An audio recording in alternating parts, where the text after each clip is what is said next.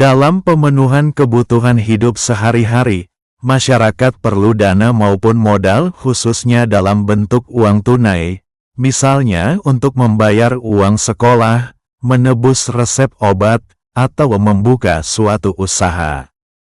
Hal itulah yang menjadi potensi perlu adanya lembaga perkreditan yang menyediakan dana pinjaman berupa lembaga perbankan dan lembaga non-perbankan.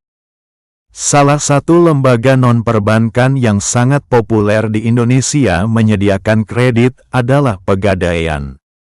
Gadai diatur dalam pasal 1150 sampai dengan pasal 1160 KUH Perdata.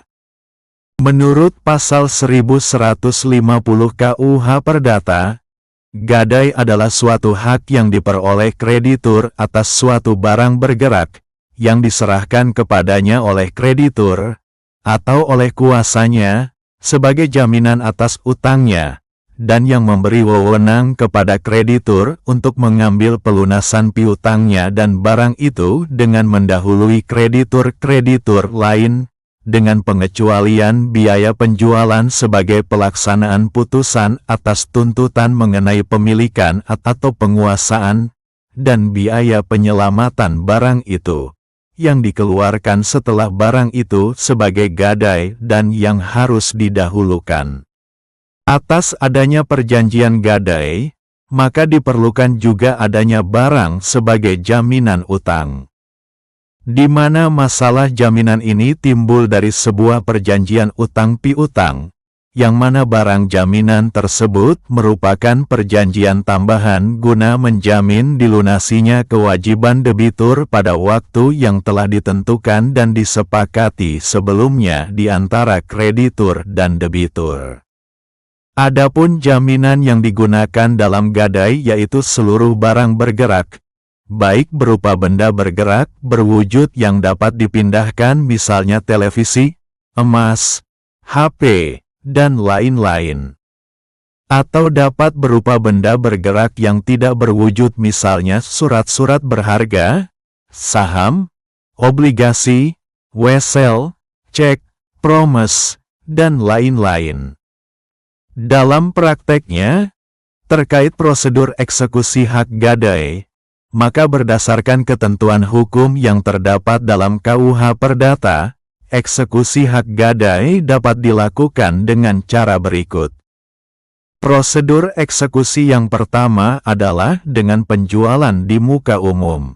Berdasarkan ketentuan pasal 1155 KUH Perdata, jika debitur tidak memenuhi kewajibannya setelah jangka waktu yang ditentukan atau setelah diberikan peringatan resmi atau somasi, kreditur berhak untuk menjual barang gadai di muka umum sesuai dengan kebiasaan yang berlaku.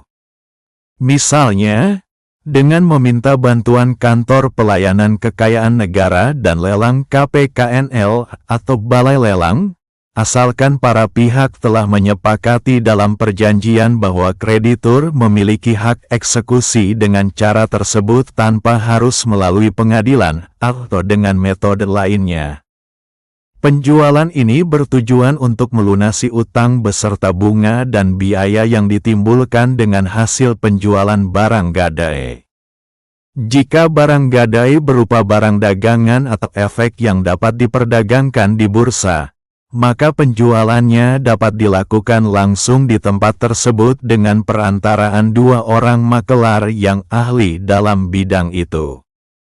Prosedur eksekusi yang kedua adalah dengan penjualan melalui pengadilan. Jika kreditur ingin menjual barang gadai dengan cara selain lelang umum, ia dapat mengajukan permohonan kepada pengadilan untuk menentukan metode penjualan yang sesuai sebagaimana diatur dalam pasal 1156 KUH Perdata. Hasil dari penjualan tersebut nantinya digunakan untuk melunasi utang debitur, termasuk bunga dan biaya lain yang timbul selama proses gadai berlangsung. Hal ini memastikan bahwa eksekusi berjalan secara adil dan transparan, serta menghindari penyalahgunaan kuasa atas barang gadai oleh kreditur. Selain melalui penjualan, kreditur juga dapat meminta izin kepada pengadilan untuk tetap menguasai barang gadai sebagai bentuk pelunasan utang. Dalam hal ini, hakim akan menentukan apakah nilai barang gadai yang akan tetap dikuasai kreditur dapat menutup seluruh kewajiban debitur.